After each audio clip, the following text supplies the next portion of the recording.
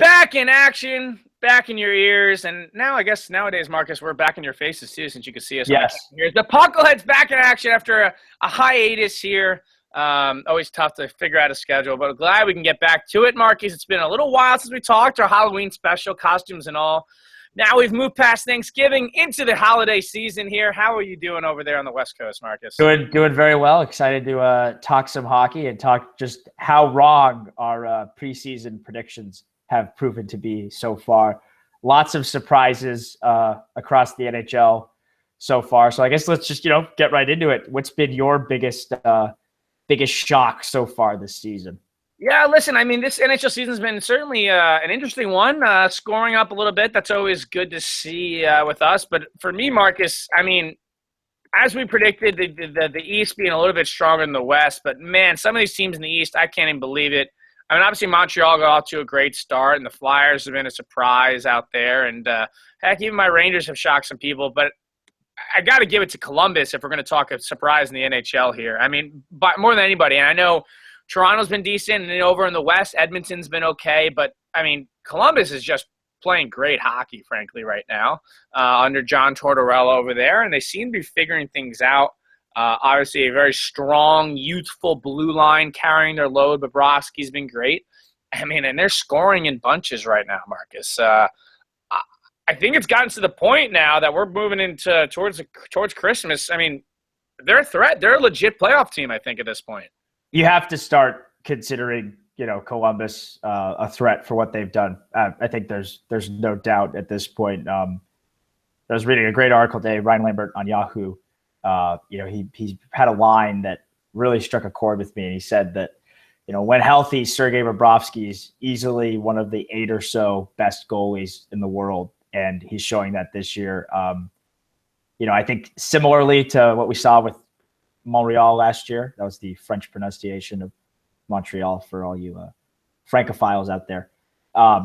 Carey Price's importance to that team, I think Sergei Bobrovsky's is similar to Columbus. I think they're similarly structured. Obviously, I think Columbus's blue line is better than Montreal's, even with Norris Trophy favorite Shea Weber manning the blue line for the Canadiens. Werenski, Murray, Jones, that's a really solid blue line. They have Jack Johnson playing in a proper role, which is the 5th or 6th defenseman on an NHL team, which is, I think what people have been saying for a while. They're getting a lot of scoring. Sam Gagner's been one of the best bargains, I think, in the NHL all year. That's looking like one of the shrewdest signings. And, Brandon Saad's been great. They've been getting scoring from up and down their lineup. And they've, as Lambert wrote today, they've had some easy stretch here in their schedule, and their schedule is going to get a little harder, but they're playing very well against teams that aren't very good. And their possession numbers reflect that. I mean, we're talking score adjusted Corsi, they're 11th, and then they're even better in score adjusted Fenwick. So despite John Tortorella's disbelief in possession statistics and analytics, they make his team look good. Yeah, that's been the biggest surprise to me, is that it's not like, if they were going to be successful this season, we figured it would have been on a hot Bobrovsky and some high shooting percentages. But no, they've been playing some decent hockey. And we discussed this earlier in the season. You don't necessarily need to – if you're going to have a goalie like Bobrovsky, you don't need to necessarily be top 5 in the league. As long as you're in that top echelon, we said you're flirting with that at least top 10, you're in good shape. And that's what Columbus is doing right now. And you know what? They have depth, Marcus. I think more depth than we gave them credit for. And they've had a lot of guys step up, I think, more so than we would have anticipated. But, listen, good for Columbus. We've seen that town rally around the team when they've been a little bit successful. I think it's a youthful town. Listen, they got 3 guys with 20-plus points already here with Atkinson, Foligno, Saad, and Alexander Wenberg, who's been great for them too. And like we talked about, Zach Werenski, he is legit. You add him with Seth Jones back there. That's a good team. And like you said, finally, Ryan Murray as well. Gosh, they have so much youth in this blue line. You got to be excited for Columbus. And this is a team that a few years ago, when they made the playoffs and scared Pittsburgh there, I think people thought they would be around, and then they kind of made some poor decisions roster-wise. But maybe they're trying to figure out their identity again. good for them, and we'll see how it goes. Easily the biggest surprise, though, so far. And there's been a lot of surprises so far, I think. And I'm wondering, too, if we should be as surprised. I mean, this is a team last year you and I were both very high on going into the season. We thought was going to make the playoffs. They started 0-8, and, the results of last year kind of colored our expectations. Somehow they're even younger and even better. And we said that before they had Zach Werenski in the lineup, before they had Seth Jones. So, one of the biggest surprises for sure. But you were going to get to some of the other surprises. Yeah, listen, I think this right now, if we're looking back on our predictions, they don't look too good with some of the teams that are in the playoff picture right now. I think a lot of surprises. You stick with the East. I think the Flyers have been a lot better than we expected them to be, at least playing that way. Also in the Eastern Conference, Ottawa and Boston right now, if the playoffs were to start today here in December. 30 games into 25, 30 games into the season here, though. Both of those teams in playoff position. And then, Marcus, if you stick with the East here for a second, I mean, maybe the biggest surprises are the teams that are in the playoffs right now in Tampa Bay and Florida down there in the Sun Belt. Is there a cause for concern already, or is it still – it's not even turn of the new year, they can relax for a second? Well, there's always concern if you're sitting out of a playoff spot when it's Black Friday. I think, a lot of teams haven't been able to do that. And, they're doing okay in their division. I mean, they're only 2 points behind the Bruins, who have been the league's best possession team in terms of score-adjusted numbers, and Corsi and Fenwick. Tampa and the Panthers are seemingly going through similar kind of crises, both dealing with significant injuries. Obviously, the Panthers have, their firing of their coach thrown in there. A decision that certainly caught me a little off guard, but if there's not buy-in between, from the coaching staff to what management's doing, it's a move that I can understand. I worry, though, that it's a move that's going to be cast as blaming of, advanced statistics if it doesn't work out. That being said, I do think they're both going to end up being there. I mean, the way it's looking, though, it's going to be I think one of them is probably going to end up missing the playoffs. I mean, barring a huge collapse from Montreal or one of the Metro teams, it's looking like there's going to be 5 teams from the Metro that make the playoffs. And, with the Bruins playing well, such strong puck possession game. I mean, yes, they've lost 3 games in a row, but they're one of the league's best possession teams.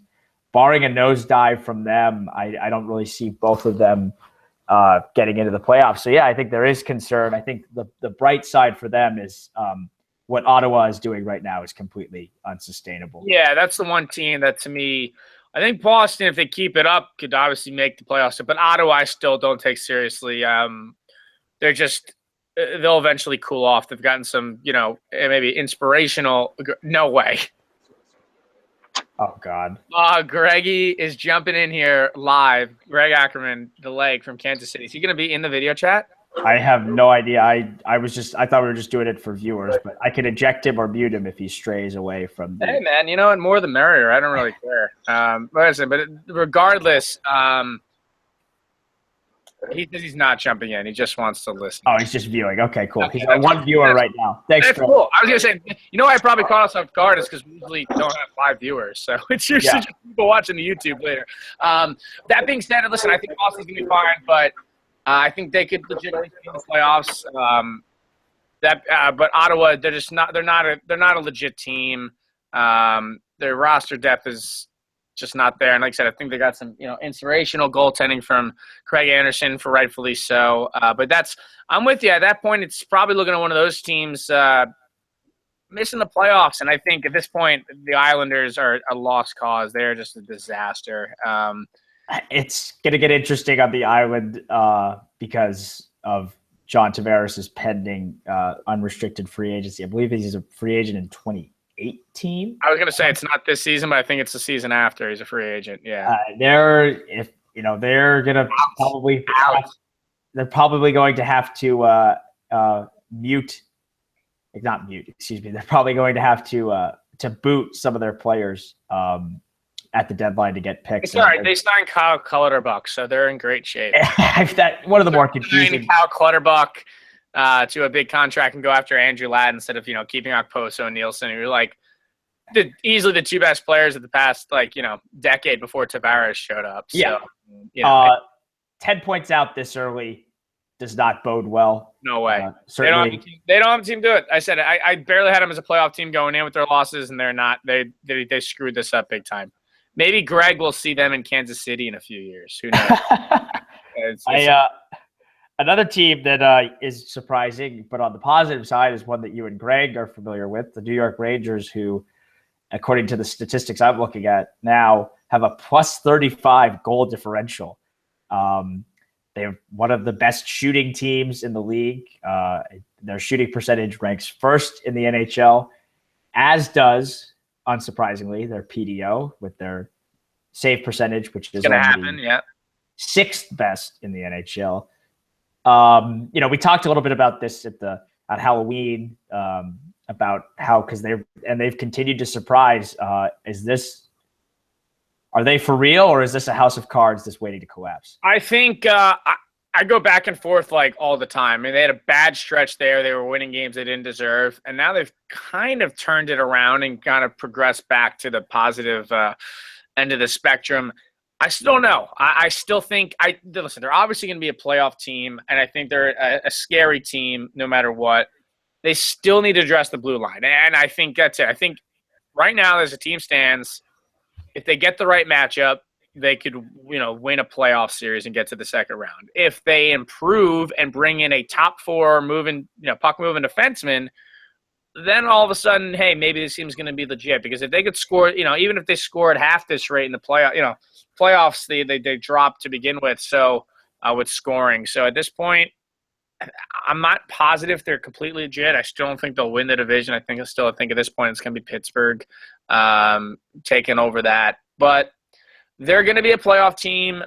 They've certainly been trending lately. I know the play of Antti Raanta has been publicized. At the same time, he's been seeing a lot less shots than Lundqvist. And you talked about the shot quality, shot percentage, Marcus. A lot of that has to do with the shot quality they are generating. Not necessarily overzealous with teams, shooting 30, 35 shots a game, but their shot quality, because of their speed, has been much higher, which of course will translate to higher shooting percentage. So is that sustainable as teams become more defensive oriented, especially once you get to the playoffs? I'm not so sure. I still think this team needs work. You still need to address the Dan Girardi playing as much minutes as he is. Early in the season, their possession numbers were much better because he was playing, frankly, third pairing minutes, which at least you could shell him down there. But McDonough's this is the best I've seen McDonough play since probably 13-14. He seems to be really gearing back towards that Norris Trophy kind of candidate. Brady Shea's been a nice surprise. And actually, I think we've criticized him, but Nick Holden's been, when he's playing where he should be, fifth, sixth. Patrick Waugh's favorite. Yeah, he's been okay. So, we'll see what happens there. I think they're a playoff team, obviously. I think right now, as they stand, they could steal a first-round series. But I wouldn't say they're necessarily cup contenders until they address the blue line. That would be my mindset as the guy who pretty much watches every single game. They are 22nd in score-adjusted Corsi and 17th in score-adjusted Fenwick for the puck possession mavens out there. I'm looking up their scoring chance numbers and how they're doing percentage-wise in terms of scoring chances for. Here we go.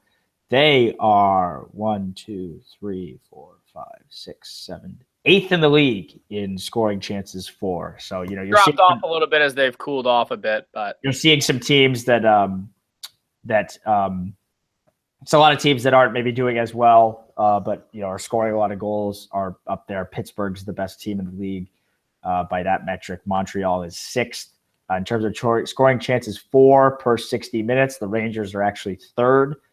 Behind the Toronto Maple Leafs and the Pittsburgh Penguins. So I think there's something to be said about the quality of shots argument. But, you see a guy like Michael Grabner scoring as many goals as he is, and could be a seasonal hot streak that he doesn't cool from, but I don't think that's a sustainable stretch for his career. But, so it's interesting that you mentioned that you're torn on the team. You've watched the team a lot, so I take your word for how well they've played. Greg says to look at expected goals for percentage. I was about to, but Corsica has a very slow website. So, Connell, as I look for that statistic, are there any other storylines that stand out to you out west, perhaps? Yeah, I was going to say, move yourself out west. Obviously, Edmonton and Calgary, two teams I don't think we expected too much from there.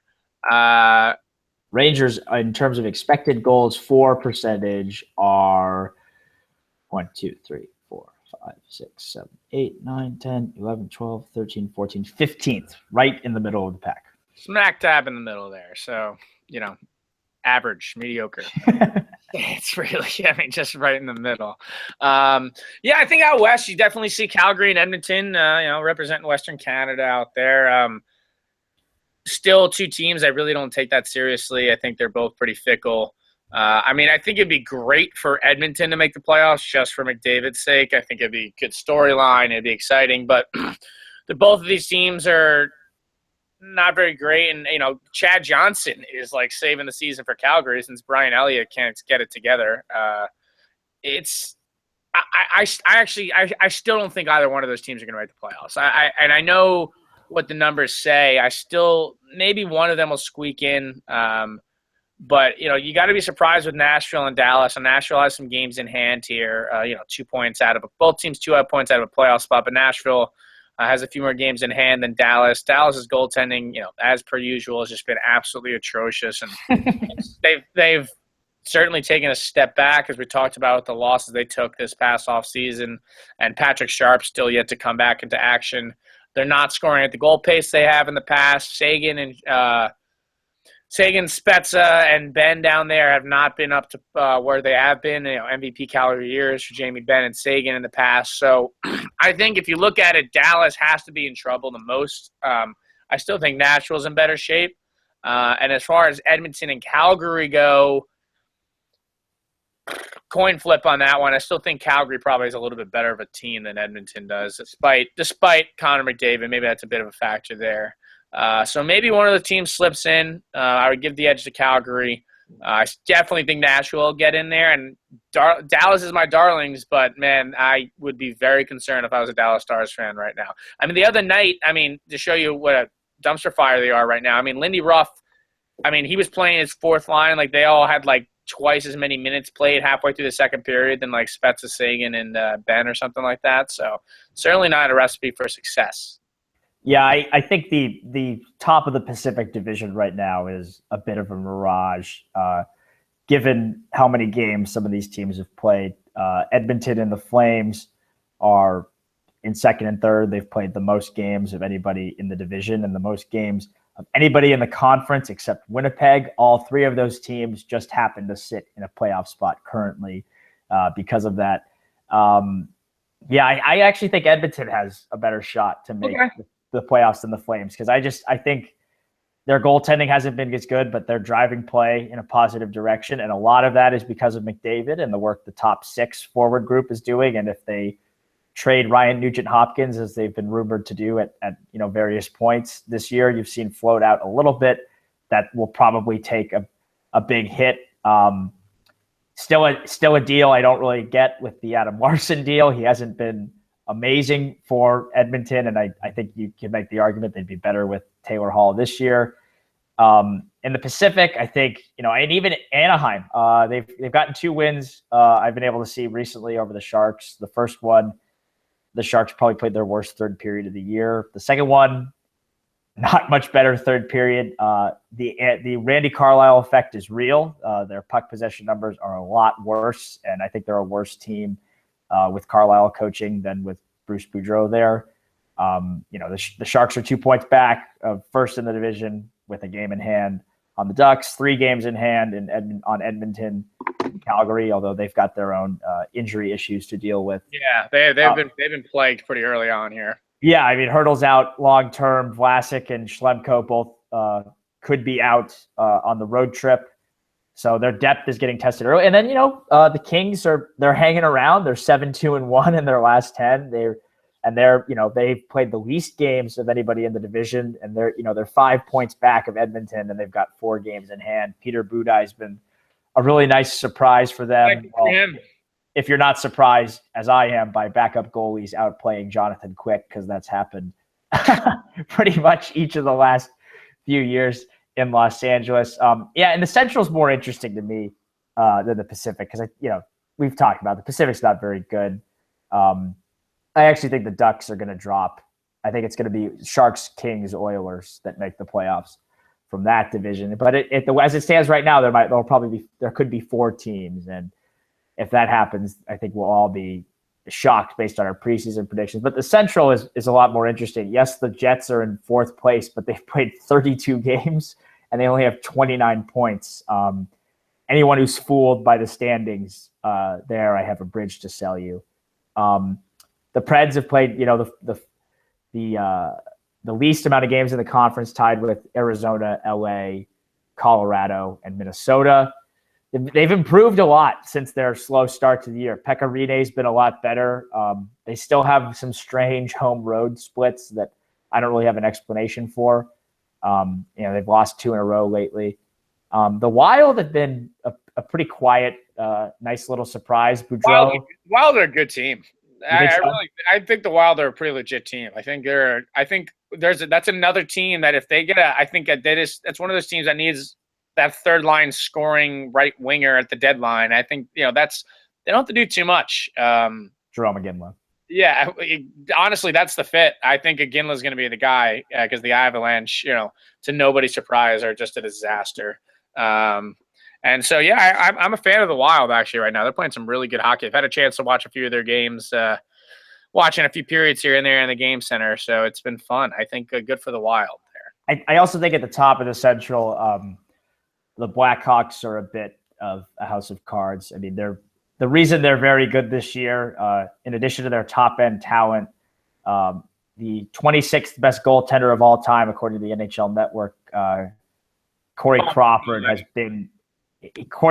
been exceptional this year. He's moved into that. I think for me, he's firmly entrenched himself in the upper echelon of goalies in the NHL with how good he's been. But this is not your older brother's Chicago Blackhawks team. I mean, in terms of score-adjusted Fenwick, they're 21st in the league, and I believe they're 17th in score-adjusted Corsi.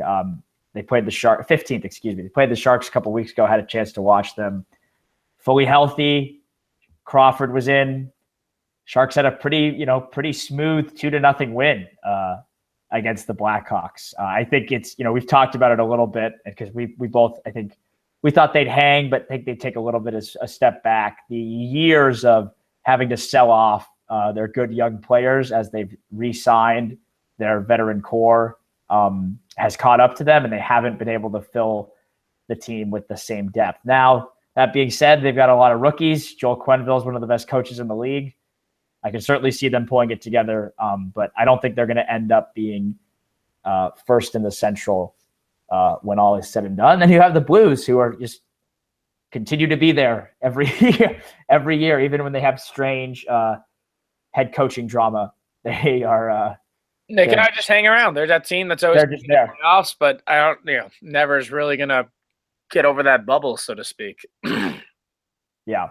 The Wild actually have the best goal differential in the Western Conference right now, plus 19. Yeah, they're a good team.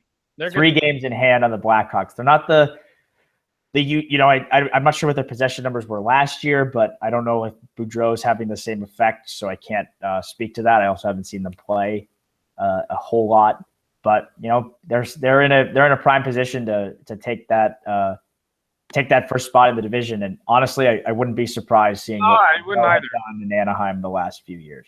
Yeah, absolutely. I think you got to be excited for it, and especially once you get to the turn of the new year. I mean, it's kind of crazy. We're already a few months in the NHL season. Before you know it, it's going to be the trade deadline and the stretch run for all these teams, and we'll really see how it pulls together here. But it's been a lot of fun so far in the NHL season. I know I've been enjoying it, and I think we could both agree that at least one team in each of these conferences will not be there at the end of the season when it comes to the playoffs.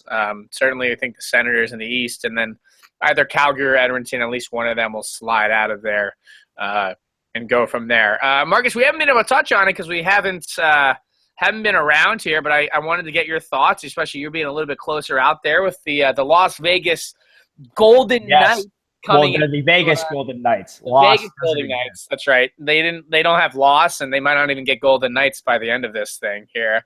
Just classic NH. Just classic. I mean, I think Absolutely more than anything, whatever you choose the name, it doesn't really matter to me. But the logo is kind of cool. I do like the logo. I think that's a good effort on their branding. The logo's good. But we always talk about, and especially we've been talking about it for years now with doing this show up at Syracuse, and now in our respective home coasts. The NHL's PR team, it just consistently is a disaster. I mean, what is wrong with these people that they can't figure it out? And they're always talking about growing the game and doing all this stuff, and they just can't get it going here. Did you watch the ceremony at all of the Vegas? I heard it was a disaster. I mean, I watched it because I wanted to see the release. They had this whole video set up. It was terrible. The best part was that the Vegas fans were already booing Gary Bettman, which was pretty hilarious. And I was like, oh, right on. I was like, here goes Bettman. I'm like, what are they going to do? And they started booing him. And I was like, oh, it's like they're a veteran community. They'll fit right in. They'll fit right in. They had this video. It failed to show. They just seemed very unprepared. It was very sloppy. And now, for those who maybe don't know what I was referencing, they might not even have the proper trademarks and licensing for the Golden Knights. There's an issue with, was it UCF, or it was a Florida team or something like that, a college team that also has the Golden Knights in it.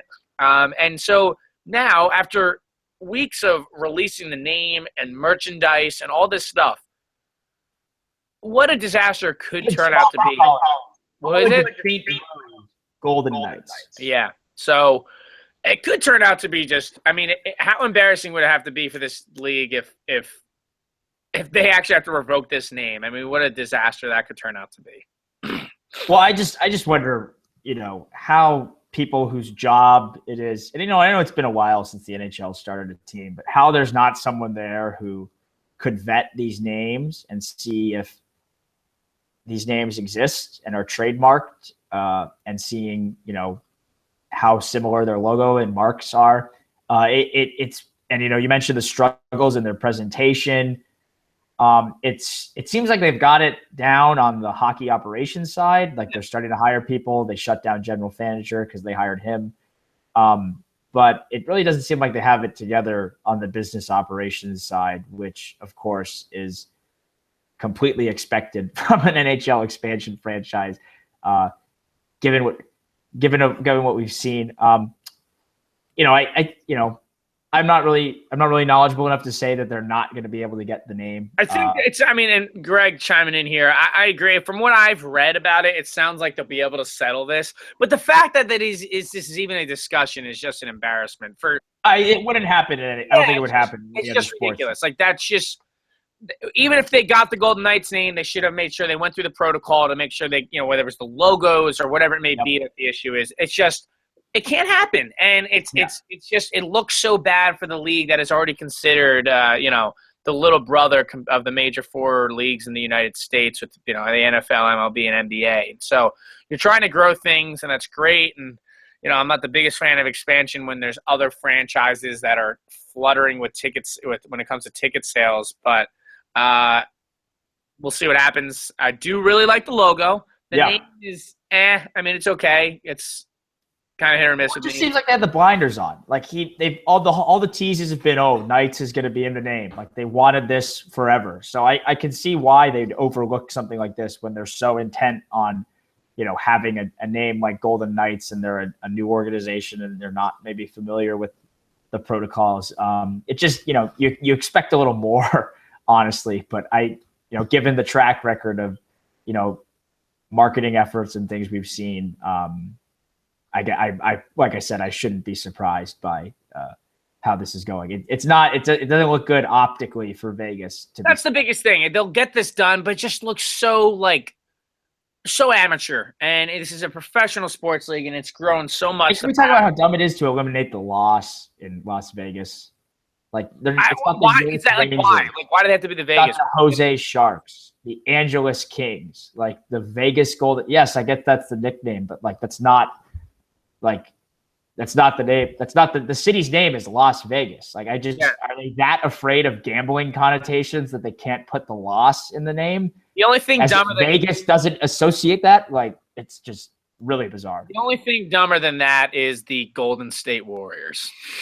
It's just but there's reasoning for that because they bounced around like I know they've been in San Francisco and Oakland and whatnot, but just like but even when they were playing like in like those cities, like I think I read like they basically weren't welcome and they were like playing half their games in one city, half their games in another, and they're like, all right, we're the Golden State Warriors, like, and that's all branding. That's like, oh, it's the whole state of California, like, like the California Angels. I don't think that's as dumb as Vegas of Anaheim. Yeah, it's not. That's not even as dumb as just dropping a loss. It just like, yes, people call it Vegas, but like the city is named Las Vegas. It's unnecessary. It's just unnecessary, and they're like, oh, but it's our brand. It's distinct. Like we have a brand. Get over it. I'm excited to see what happens with the team on the ice. I like that the NHL is pushing Las Vegas. They're the first major sports league to do it. I think that's very cool. That's a notch in Gary Bettman's belt. But like you said, expanding when you have teams, by the owner's own admission, they struggle to sell tickets and they're not making money. Every time there's a lockout, we hear how every team is just on the verge of the apocalypse. So it's strange to me that they then think that league can support another team. But I think they just saw the dollar signs associated with. Of course, and the expansion fees are nuts. But yeah, when you have teams like, Carolina is just hemorrhaging money right now. The Islanders to be on the move very shortly depending on how this sale goes through. Yeah, and the Islanders obviously struggling. Of course, we always talk about Florida and Phoenix. I get you want to grow the game, but if the market isn't there for the team, I think it's just so tough to justify expansion when you have, like you said, there's teams that are just hemorrhaging money. They are. There's Canadian teams too. The Canucks are not. Ottawa's another team is not well, and that's also a lot has to do with geography there, because where their location of their arena is about 25. Not downtown. It's not like downtown Ottawa, which is outside. But yeah, no, Vancouver hasn't done well, and look, we always praise the Canadian markets, but at the same time, look, if you're not going to put a good product on the ice, people clearly going to show that they're not going to be. And I can't argue with that. Why would you pay? Right. But you never hear that from the Canadian media. You never hear the Ottawa get criticized for its lack of attendance, or Vancouver get criticized for its lack of attendance. Never does. Oh, Sunbelt team fails to draw fans. There are issues like. People don't want to see bad hockey, and a lot of these cities have bad teams. The Hurricanes have an exciting young future, but they're not doing very well because their goaltending is bad. Cam Ward had 2 goals on the first 2 shots on goal against the Sharks over the weekend. He's been better this season, but yeah, he's not the goalie of the future. And Carolina's done okay when they've been successful, but you pretty much, in a market like that, you pretty much have to be a top echelon team or you're going to have no success whatsoever. And they've had that, couple, Stanley Cup in 2006, they were there in 2002, and they had a, conference final run in 2009, but since then haven't been in the playoffs. They haven't sustained it. And they just haven't sustained it. And you can't blame them. Really curious how that's going to work out. Will the NHL be willing to move them, and now they're at an odd number of teams. So another team's bound to come probably within the next half decade, 5 years or something like that. That's probably what you're looking at there. So early predictions. Seattle, that's my. Seattle makes sense. Kansas City, you mentioned they have that arena built. They make, there's some issues with AEG and they'd have to do, some stuff with the Kings, potentially divest from the arena. It'd be a conflict of interest. But I think Kansas City would make a lot of sense, and just in terms of having the building built already. That's the thing that I think hinders Seattle. Quebec is, I think, building that. But, I don't really love the idea of going back to Canadian markets that already didn't work. I get why they want to, because, it's hockey, it's Canada, but, Winnipeg's had attendance drop-offs. It's even similar with the Rams in Los Angeles, and that's the second biggest city in the world. They're very bad this year, and now they're going to potentially get the Chargers, which is another very mediocre team. Those teams often left those cities for a reason. The NHL left Atlanta, went back, and then left again. But it feels like the Canadian cities aren't held to the same standard, even though I think hockey fans are hockey fans regardless of location. And even with the country's nationalistic ties to the sport, people don't want to pay to watch a bad team. I mean, look, America, baseball is America's pastime. And look, I mean, you got a bad team, they're not drawn. I mean, baseball's struggling to begin with in a lot of aspects. And look, and if there's going to be bad teams, people are not going to show up. I mean, it's simple. It's that simple. So we'll see where it goes, but I think that's definitely a concern. But, back to Vegas, I'm excited for the expansion draft. I think the NHL has done a good job of handling that, if anything. Yeah. It sounds like they're going to make sure this team is, There's still some lack of clarity, though. Like I'm not exactly sure how it's exactly. Reading the expansion draft, like it's not exactly clear whether or not teams have to protect their free agents. At Fear the Fin, when we've written about it, we've dealt with the assumption that they do have to protect their unrestricted free agents because the expansion draft takes place before unrestricted free agency when their contracts expire. So if they still, they can maybe leave them exposed, but they risk the player then signing in Las Vegas.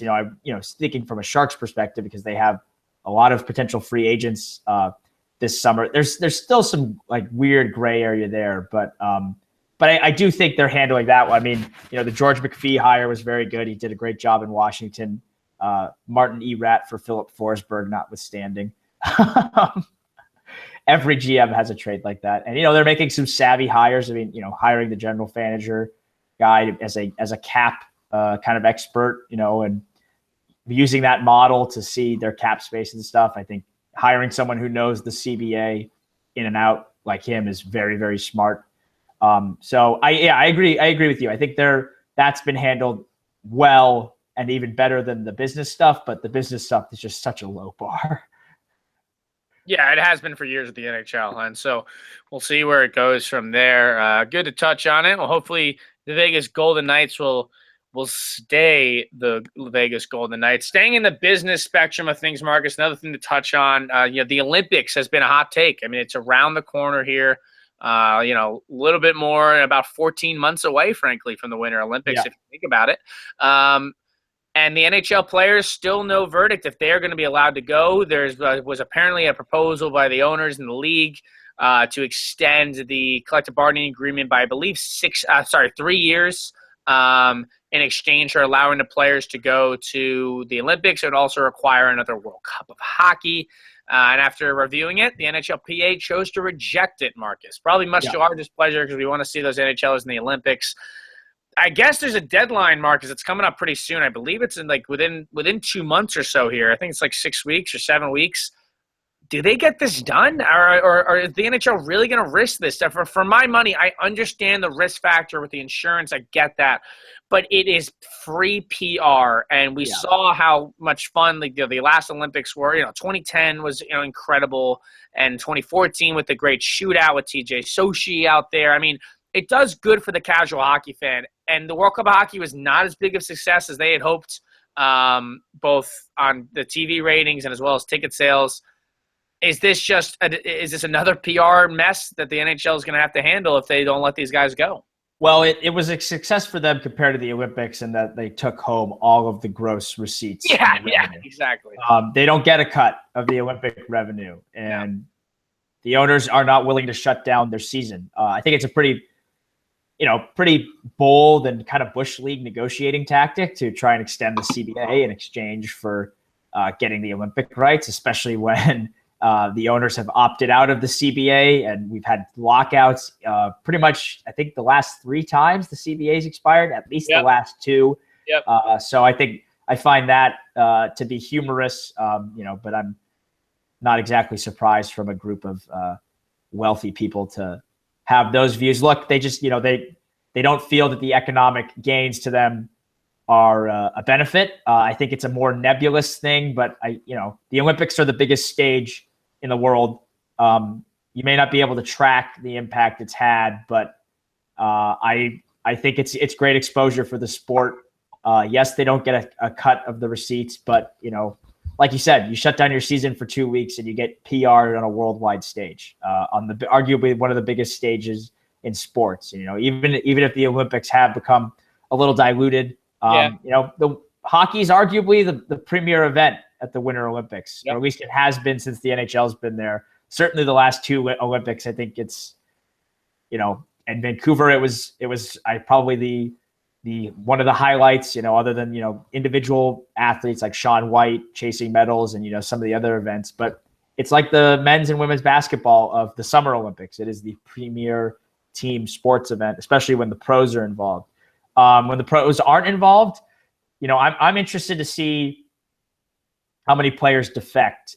Ted Leonsis has already said he's going to back Ovechkin if Ovechkin decides to play in the Olympics, which I find kind of funny that he's not willing to shut down his team for 2 weeks, but he's willing to leave his team without its best player for 2 weeks so they can go to the Olympics. I think that's kind of funny. I think I don't blame the players for not accepting the CBA. I think we're going to see more foreign players, specifically not North American players. They'll be the ones that will play in the Olympics despite this. With so many guys in Hockey Canada or have been in Hockey Canada that are NHL employees and employees of teams, and guys that will probably have ties to those teams that will run these Olympic teams if the NHL doesn't go, I don't think a North American player is going to risk it. I think culturally there's just different, even though they talk about the Olympics, I don't think they're going to, I don't want to let the boys down kind of a thing. Like there's, but what could push the NHL, I think, and I think it'd be smart from a player labor perspective, is if a big star said, you know what, I'm going to go.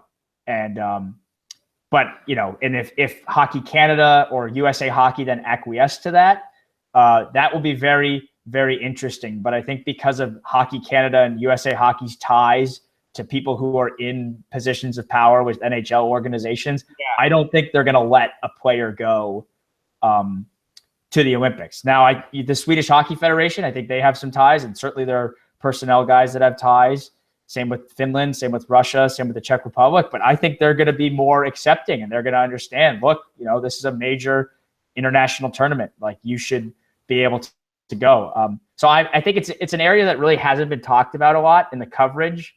But I'm kind of fascinated to see what USA Hockey and Hockey Canada do if a Canadian and American player say, I'm going to play in the Olympics regardless of the NHL, what the NHL does. What do you think they would do? I mean, I first off, I hope the NHL players go, because I think there's just. I think they want to go. They just don't want to be bent over the barrel to sign a collective bargaining agreement that if they think they can get a better deal. I just don't think that's smart negotiating. There's a business side to everything. There's always money involved. That's what drives the league. That's what drives everything. And it's a giant business. People got to realize that. As much as we play it for a game for passion, it is a business at the end of the day. I'm with you. I think the European players will be much more involved in this than the North American players if they were going to be, quote unquote defecting or choosing to go regardless of the NHL's opinion. Because in the international stage, it is a bigger deal. I mean, the World Championships of hockey, which, we really could give two hecks about it really out here. That's a big deal to a lot of people. I mean, I remember a few years ago, it was during the lockout season, but the Rangers were in the playoffs, and in front of me were two Swedish people, and they were excited to see Lundqvist. But they said, most people in Sweden hope they lose, so Lundqvist can go play in the World Championships, which happened. Ovechkin goes every year once the Caps are eliminated. It's unbelievable. So that was their the thought process. The European guys, I think, will be a lot more involved, and as much as because I think just because it's the NHL, it's in North America, a lot of the North American guys have been more groomed towards, playing in the NHL, while the Europeans and the Russians and all those guys have been kind of more groomed to your first goal is to play for your national team. That's kind of more the echelon of where to go. I really hope it works out. It's starting to get down to it, but at the same time, I'm hopefully optimistic only because the NHL always seems to wait to the last second. If someone finally folds a little bit. But I can't blame the players for not wanting to get pushed around here, which they have been a lot by the owners in the past 2 decades with lockouts and CBA agreements that they didn't choose to agree. So hopefully that's a building block, Marcus, for maybe a further deal. Maybe there's something else they could work out in there. But you got to hope, I think, from just a fan perspective that they go. It wouldn't be the same. It wouldn't have the same magic. For the U.S. team, it'd pretty much be a major junior team. It would be like the World Juniors, which is fun to watch. But or guys playing in Europe, playing in the K, guys playing in Germany and stuff. Yeah. So I think. I think. Oh, go ahead. Sorry. A big edge to Russia if this happens, I think. Yeah, and I think the interesting thing too is the location. The Olympics are going to be held in South Korea in 2018, and the NHL seem, they're not willing to put up with the time zone changes and stuff for those Olympics, but it sounds like they're going to be willing to put up with that for 2022. I think they will go in 2022, regardless of that they go in 2018, because 2022 will be held in Beijing, and it's very slowly starting to catch on in China, but they view that as an opportunity to grow their market and grow the sport and, spread it. So I think 2022, you're going to see them go, and the owners will be willing to part with their players for 2 weeks, because they're going to be playing in a country of 1 billion people and have a chance to grow, their audience and their teams. Because the NHL, there's already rumors they're going to play regular season games, or it might be preseason games in China. That was reported recently. So there were some denials, but I think it's, I hope they go. I want them to go. I'm willing to, wake up early or absolutely record the games, because it's the best hockey you're going to see, especially in the upper echelon games. Because it's just, the collection of talent is unmatched. So if they don't go, though, I think Team North America, they'll be favored to win the gold in the Olympics. Oh, man, if we could send Team North America, I'd be psyched. I might have to root for them. We'll see. And the funny part is, if they do another World Cup of hockey, McDavid, technically speaking, would still be on the U23 team the next time around. I think they'd work in an exemption. I think of course, they'd work in one for guys that already played once. Would. Yeah, exactly. Of course, if I was McDavid, I'd say, all right, I'll play with the North American guys once again. You kidding me? Oh yeah, I mean that would be outrageous. That would be just good controversy coming there. Yeah, I said a lot of business standpoint here, Marcus, when it comes, between Vegas and the U.S., the Olympics and whatnot. We talked early surprises here as well throughout the NHL season. As we get to the turn of the new year here, Marcus, we'll be seeing a couple outdoor games. We'll have the Centennial Classic now. They're just throwing every single one out there they can. We'll have the Winter Classic, of course. We've already had a Heritage Classic. There'll be Stadium Series. There'll be a little bit of everything here. Anything you're really looking forward to in the second half of the season here, Marcus? Just seeing how these playoff races shake out. I think the Norris Trophy, I'm actually really intrigued to see what happens. It seemed like so many members of the media gave Shea Weber the award based on the first 11 games of the season. And since then, I don't think he's been nearly as good as he was in those first 11 games, but I'm curious how many people made up their minds then. Erik Karlsson's been very good, as usual, as has Brent Burns. If I had a Norris vote, I would vote for Brent Burns. I think he's been even better than he was last season. And I think he's had a really, really strong year. So I'm interested to see what happens there, just in terms of the narrative, so to speak. Also intrigued to see if Sidney Crosby could keep this up. He has scored 20 goals in his first 22 games this season. When Alex Ovechkin scored 65 in 07-08, the most goals he had in that stretch was as many as Crosby's had to start this season. So he's just killing it right now. He's been, as good as McDavid's been. Crosby doesn't have the same point. That's because he's played, so few games. I'm interested to see if he can sustain that. And it's going to be an interesting to see if the torch is passed from Crosby to McDavid. Also, very intrigued to see what happens in the state of Florida. We both are unabashed Tampa Bay Lightning and Florida Panthers rooters. We like both of those teams. We love Jaromir Jagr. I can't stand to think that Jaromir Jagr could miss the playoffs in his final year in the NHL, and I don't want to think that'll happen. Although it's Vegas, not his final year.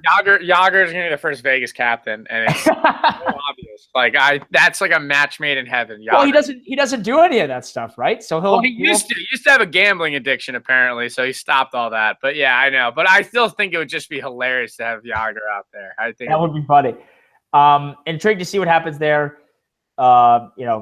The Panthers are decimated by injuries right now, as are the Lightning. Steven Stamkos' absence is a big, it's a big deal, and they've struggled. A lot of ramifications too with the Lightning struggles because maybe they're not as quick to trade Ben Bishop if they're struggling for a playoff spot, or maybe they're even quicker to trade Ben Bishop. Yeah, that's the big one. That's the big one I would keep an eye on. Biggest one I keep an eye on is Bishop there, yeah.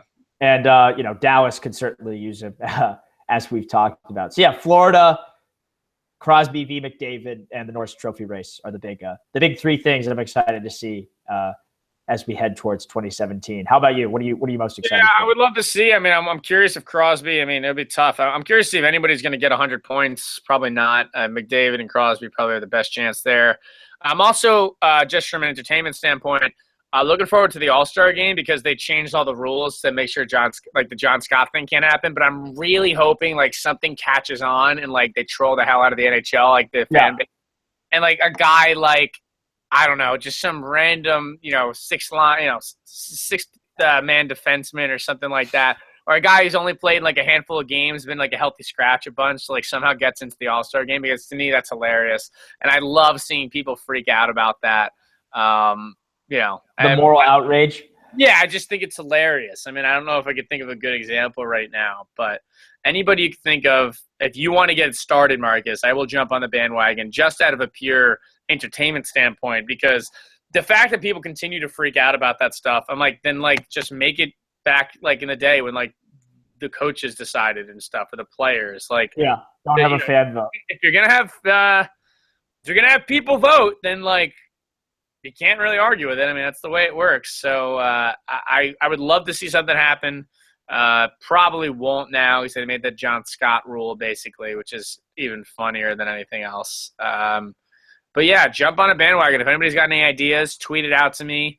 I will lead the charge to troll the NHL.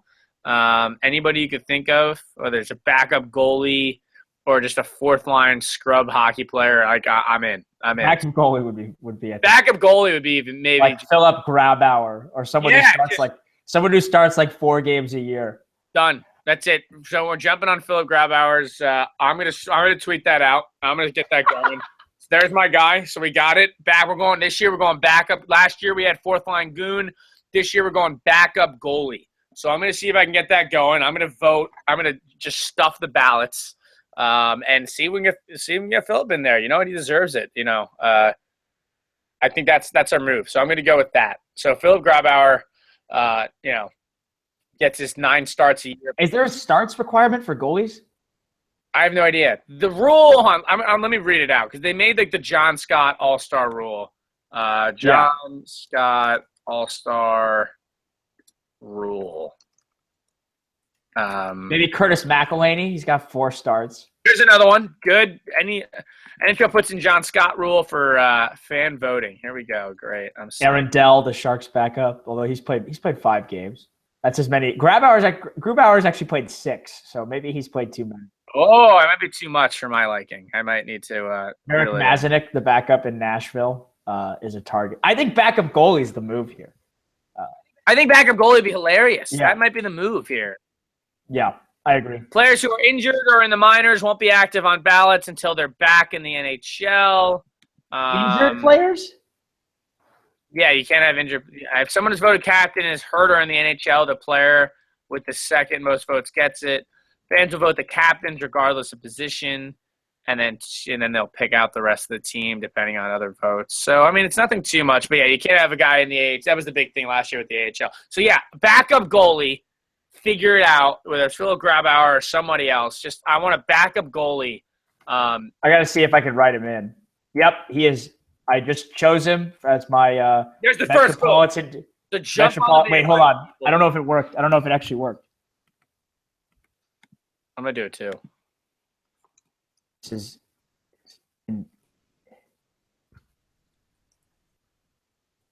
All right, so I selected him. Let's just say I selected. I don't know if it let me with Grubauer. They won't let you pick anybody basically. Select. All right, I want to write in. Also, if PK Subban doesn't captain the Central Division All-Star voting is a joke. Write in. How do you spell Grubauer's name? No, it didn't work. It didn't work. No way. Yeah, I can't select him. Oh, wait, no, hold on. Oh, I'm doing it wrong. I can select him. You can select Philip Grubauer. I clicked change thinking it said enter. I just can't read. Well, that's yes, you can. Nothing. Yes, you can. You can select Philip Grubauer. Got him. We're in. All right, so I'm starting the trend. You can vote up to 10 times a day. Anybody who else wants to jump on this bandwagon, let's get it going. I want all 4 captains backup goaltenders. That should be the goal here for everybody involved in this voting process. So get it going, tweet it, email, your parents, colleagues at work, whatever it's going to take here to get it going. That's who you should pick. And we got Philip Grubauer. Let's everybody try to get on the bandwagon, pick some backup goalies here, and we'll go from there. I think that's just the overall goal here. Marcus, you got any other ones for each division here? So we got Grubauer for the Metro. What about the Atlantic? Who could we go with? I think so. Jonathan Bernier's played too much for sure for the Pacific. Just thinking that the Atlantic, Eddie Lax played 5 games. Okay. Zane McIntyre's played 3 for Boston. Who's that? Who's even 4? I don't know. Boston. I mean, I'm voting for him. Andrew Stolars has played a couple of games for the Flyers. Oh, actually, you know what? I would vote for Stolars if we were going with Grubauer because he's a Jersey guy, actually. Okay. Zane McIntyre. Yeah, he played against the Rangers. That Zane McIntyre guy one time. Yeah. So, get Michael on your back. Leighton has resurfaced, but he could get sent down. Michael Leighton, if he hasn't already been sent down, could very well get sent down. Leighton. Oh, my God. I mean, Michael Leighton, the fact that 2010 Flyers team made it to the finals is remarkable. Michael Leighton is back up with the Carolina Hurricanes. He's played a couple games. Of Friday. He's played a couple games. Eddie Lack is on IR. Oh, so we can't even vote for him. So Michael Leighton is our Atlantic vote, I think. All right, so we're going Leighton in the Atlantic. Okay, great. I'm submitting these right now as we go through this. We need to think of a good hashtag for it. Back up the All-Star game. Oh, that was pretty. That was not planned. That was pretty good. Yeah, back up the All-Star game. I think that's it. That's pretty good. All right, I'm gonna tweet this like every day. Back up the All-Star game. I'm just gonna annoy the hell out of people, and we'll go from there. Well, folks, as we continue to submit our All-Star votes here, we'll back up the All-Star game. You should too. Just want to say thanks. Always good to get back on the airwaves here, Marcus. I think we should have a little bit more time before Christmas. We'll do a little Christmas special, maybe a little Christmas wish list for maybe our dream hockey players or something along the lines of that. For both of us, from East to West Coast, to your homes, to ours, we thank you for tuning in. We'll talk to you guys soon. Bye, guys.